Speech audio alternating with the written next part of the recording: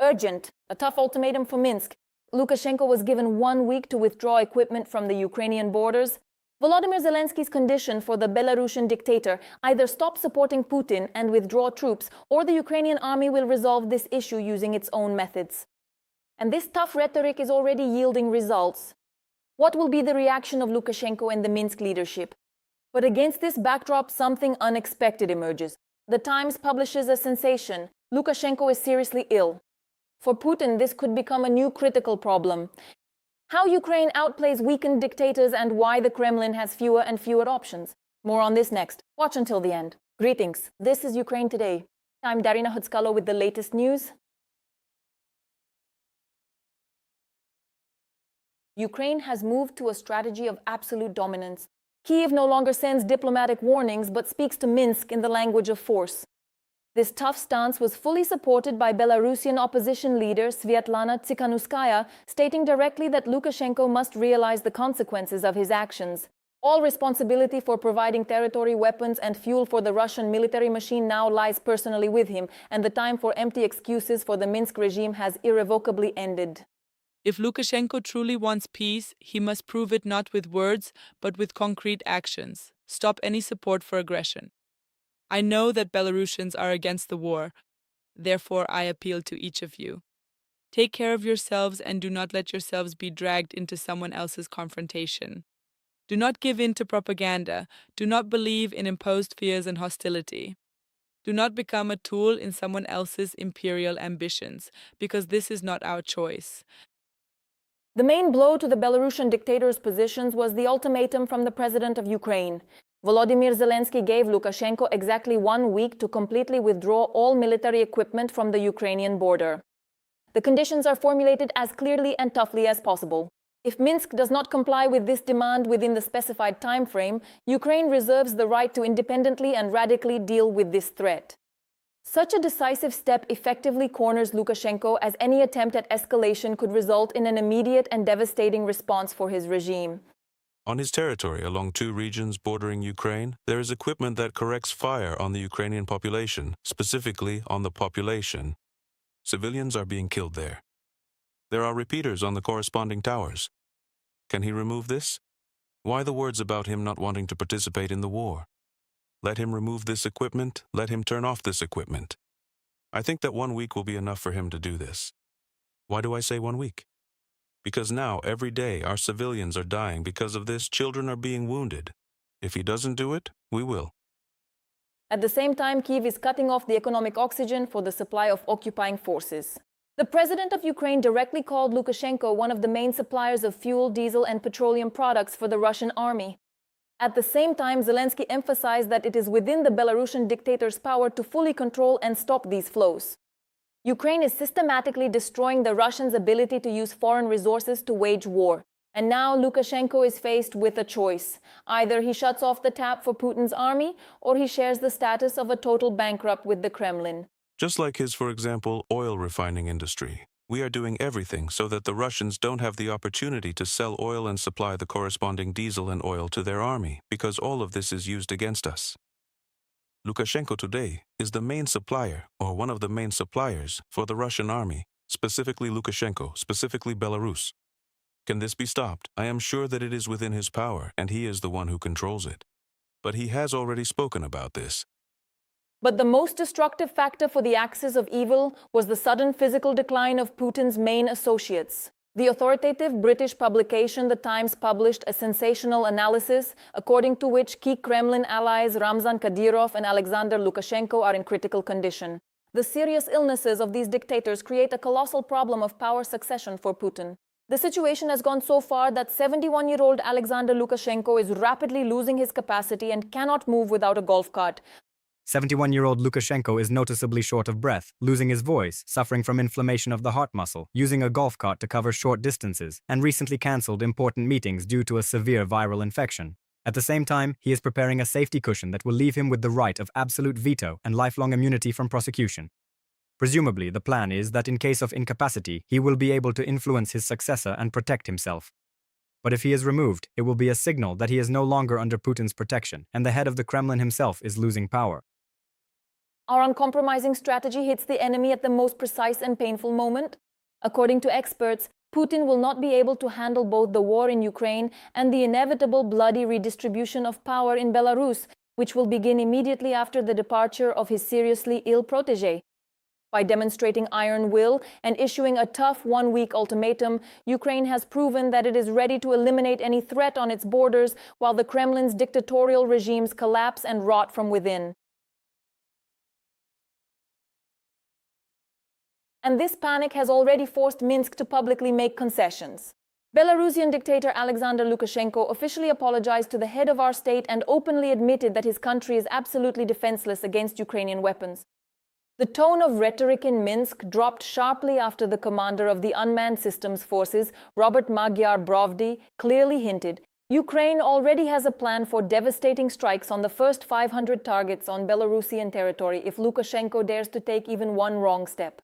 How did the dictator's fierce statements instantly turn into frightened excuses and surrender to Ukraine's strength? Watch more. Amidst relationship advice. Girls, I'm telling you, there's no one left to marry. And attempts to warn Armenia. Armenians need to be very careful. Alexander Lukashenko makes statements about Ukraine. Multi-vector, just like himself. First, he assures of peacefulness. It will never happen, never. Our soldiers were not there, and they will not be there either. Then he threatens. God forbid a military attack is launched from any territory against Belarus. The war in Ukraine will take on a completely different quality. I won't go into specifics. Lukashenko has several reasons for such militant boldness. And the first is chercher la femme. The self-proclaimed Belarusian leader's mood was ruined by his rival, who visited Kiev last week. And just recently, Lukashenko made a statement saying that he believes it's now the right time for the presidents of both Ukraine and Belarus to finally meet and have a discussion.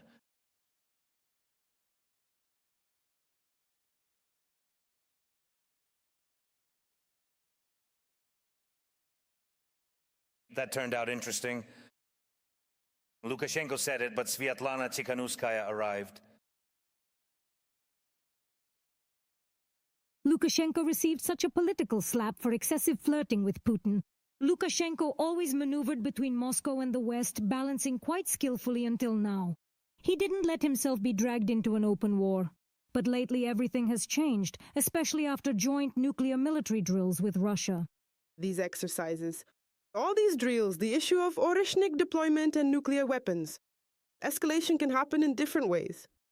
Infrastructure can be used, the country's territory can be used. We have data that certain infrastructure is being built in Belarus that shouldn't be there. Kiev has begun to seriously consider the threat from Belarus. Russia could use its territory for drone strikes on Ukraine's key logistics routes, specifically supply lines from Poland. Certain demonstrative actions could indeed occur, for example, helicopter flights operating near the state border, or perhaps the deployment of a relatively small number of personnel to the border area. These measures are typically intended to signal presence or intent without escalating the situation. Everything is being used in the context of special information operations, and provocations are very dangerous elements that can trigger irreversible processes. So Ukraine is monitoring its neighbor and assessing the risks. Intelligence units are, of course, actively monitoring what is happening on Belarusian territory. Given that there are now clear signals indicating that Russia is increasingly pressing Belarus to join the war that has been launched against our state, and to do so on a larger scale, it is important to pay attention to these developments. Ultimately, Belarus is already a key part of the Russian war machine. For instance, in that same Oreshnik missile, which the Kremlin used to strike garages in Bila Tserkva, Belarusian-made components were found. Starting with microelectronic components, which, for example, were found in the debris of the Oreshnik. And this made it possible to identify the enterprise that is responsible, specifically the Minsk-based Integral Enterprise.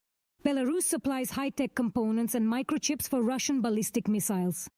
According to the Belarusian opposition group of former security and military officers, Belpol, over 500 industrial enterprises in the country serve as a sort of workshop for the Russian army.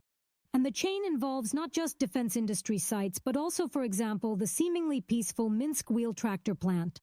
All Russian surface-to-air missile systems, all Russian operational tactical missile systems, all Russian intercontinental missiles, all of them are mounted on MZKT chassis. Also, a fairly wide range of tasks is being addressed in other areas, such as, for example, armored vehicles, as well as the aviation component, that is, guidance systems, avionics used in Russian tactical aviation, and directly the repair plants that are directly linked to contracts with the Ministry of Defense of the Russian Federation. And Belarusian refineries are actively pumping fuel to Russia, which is also used for the army's needs. So the second slap in the face for Lukashenko came from Madyar, also known as Robert Brovdi. The commander of Ukraine's unmanned systems forces gave a written warning to Belarus that 500 of their facilities are being targeted. They might have identified 500 targets. Thank you for the fact that we have 500 targets for them. We have one target, a very serious one, with precise coordinates and not far from Belarus at all. Which one exactly the Belarusian dictator did not explain. This often happens when one needs to look menacing but really doesn't want to test what the threats will lead to in practice. I think if Lukashenko does something like that, it will be the end of Lukashenko as we know him. Because, of course, he cannot compete with the army of Ukraine here. Ultimately, the Belarusian army itself is not ready for battles with the armed forces of Ukraine, neither mentally nor physically. The regular armed forces of Belarus consist of about 48,000 soldiers without real combat experience or motivation to fight.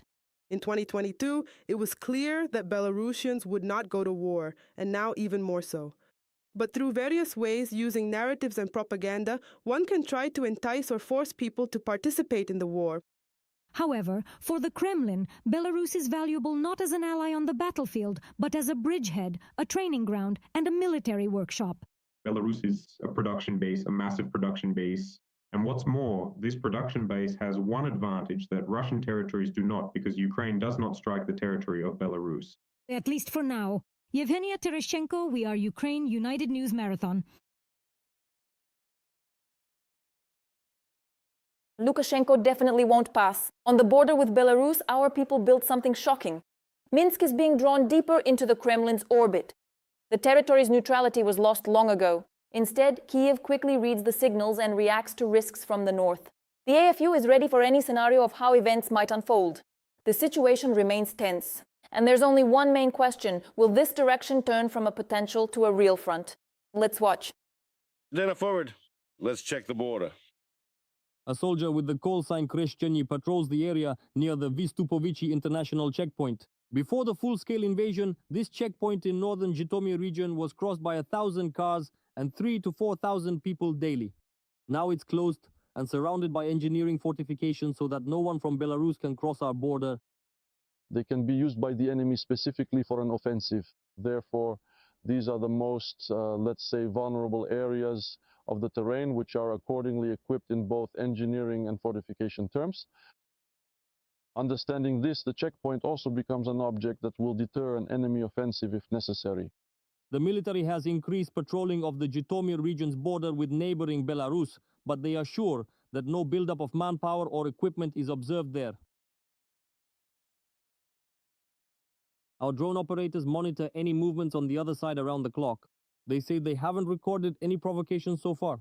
At this time, we are not recording any movement of equipment. Our units are ready for any turn of events. Meanwhile, our military is strengthening the defense. The fortification line on the border with Belarus is being reinforced. Engineering work does not stop for a single minute. And they are also bringing heavy weapons to the border because, according to intelligence, Russia is trying to drag Belarus into new operations either against northern Ukraine or against NATO countries. So the defenders have already set up positions for artillery units that have the latest Ukrainian Bodana guns. This is a new gun, a powerful one. At any time, we will fight back against our enemy. It is capable of destroying a target at a distance of up to 40 kilometers. Local residents whose houses stand right next to the border say they are not going to leave their homes. They say that because of the difficult terrain, and here in the north it's all forest and swamps, in February 22 the enemy didn't dare to attack from this side, and they think won't risk it now either. I doubt it, of course. The situation isn't right anymore for them to come.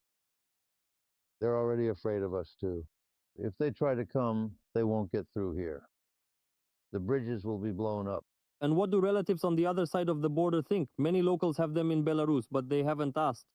Mostly they don't talk because they say people there support the occupiers. Now, very few people talk to those Belarusians or Russians because they all fell out in the first year of the war, and that's it. Our drone units have also increased in the Zhytomyr border region, with soldiers skillfully operating ground robots and strike UAVs, including the legendary Vampires. The crews of our strike unmanned aerial systems will reach the enemy at any distance and destroy any target. And of course, the defenders are strengthening air defenses in case of provocations. They often have to repel Russian drone attacks. The enemy is increasingly launching Shaheds along the Ukrainian-Belarusian border. So both mobile groups and our interceptor drones are operating here. From the Zhytomyr region, Volodymyr Mykolaichuk, We Are Ukraine, Marathon United News. It seems not only Minsk is now powerless against Ukraine's strike force, but Moscow itself. Devastating attacks and a total lack of sky protection. Russian air defense showed top-tier performance and set a record for missed strikes. Ukraine's defense forces have finally shown who's in charge here. The capital of the Russian Federation has never been this scared. This is just the beginning. What will happen next? Will Putin, after such a defeat, order Moscow to be shut down before the AFU does it? Let's watch. I declare responsibly, we have the best air defense in the world, and no one has better air defense than ours. Self-affirmation in verse from the head of the State Duma Defense Committee. A whole general on Propaganda TV explains how Ukrainian drones once again broke through 4 circles of the air shield around Moscow. They talk too much shit, as they say, damn it. You have the best air defense, damn it. I don't even know how many have flown in already. I've counted about 15 of them, damn it. Despite the explosive atmosphere and hellish landscapes in the Russian capital, officials aren't mourning, they're boasting about a record. It turns out that 180 drones were supposedly shot down on the approach to the aggressor country's capital, and only 7 broke through to Moscow. However, the video shows otherwise, drones hitting the oil refinery one after another, and witnesses of the attack evaluated the air defense's work without any polite words. They're blasting away with a machine gun. It flew behind the house. Oh, air defense. It's missing, damn it. Oh, damn it, I can't believe it's actually missing. Seriously, damn it. Although Russian air defense did hit a few targets, specifically the fuel tank lid at the refinery was blown off by a Russian missile.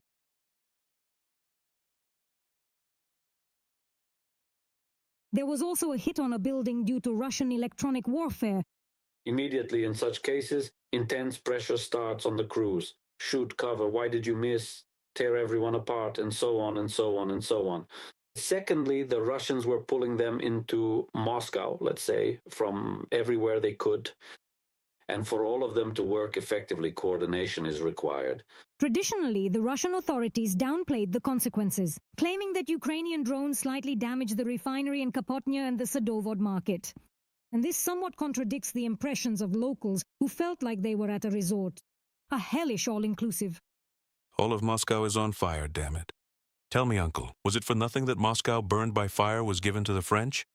And the next day, new visits from Ukrainian drones. Wow. Russian air defense, praised as a multi-layered sky shield that would stop everything from missiles to mosquitoes, turned out to be another myth destroyed by Ukrainian UAVs. The fact that we broke through the air defense, that is, the air defense of the city of Moscow, is very significant in itself since it is a layered defense, and we saw how it can be bypassed, how it can be overcome. Even the millions of dollars Moscow spends on strengthening air defense did not help.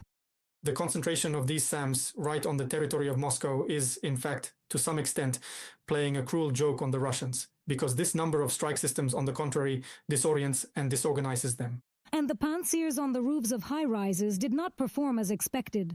One wonders how they deliver ammunition there. That is the biggest question, but in fact, most likely, they are just brought there by cranes or on helicopters. And here is precisely the drawback of using these pansirs on high-rises.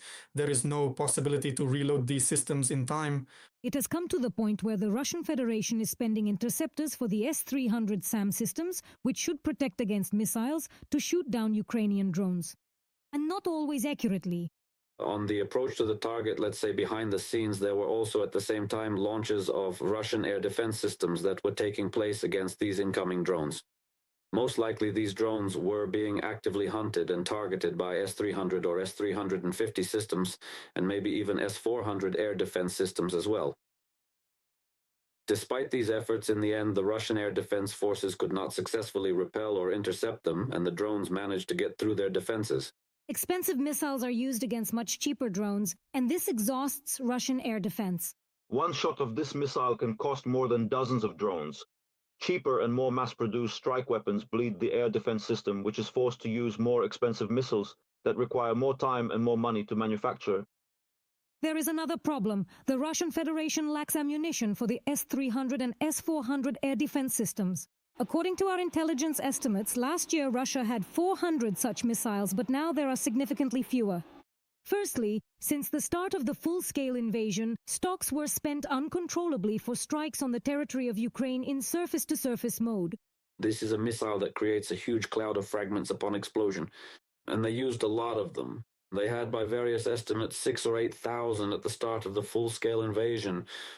They used them to strike resident civilian targets in cities. Production is also in a tough spot. Due to sanctions, key components are lacking, such as homing heads and control modules. And actually, long-range Ukrainian sanctions also have an impact when we hit various industrial facilities like VNII Progress in Cheboksary, when we destroy or damage it. This also affects a large number of supply chains for products that then directly affect missile production. Perhaps Moscow won't feel the shortage of interceptors or the air defense systems themselves. There are plenty of them near Putin's residence, unlike in other regions of the Russian Federation. So if they concentrate more effort around Moscow, then fine, we'll break through the layered air defenses somewhere near Belgorod or Kursk, fly to Siberia and bomb Perm, Cheboksary, and so on. So, the reinforced defense of Moscow opens up additional opportunities for our long-range sanctions. Yevgenia Tereshchenko, We Are Ukraine, United News Marathon. What do you think about these events? Share your thoughts in the comments, give us a like, and stay informed on the main news. More to come. See you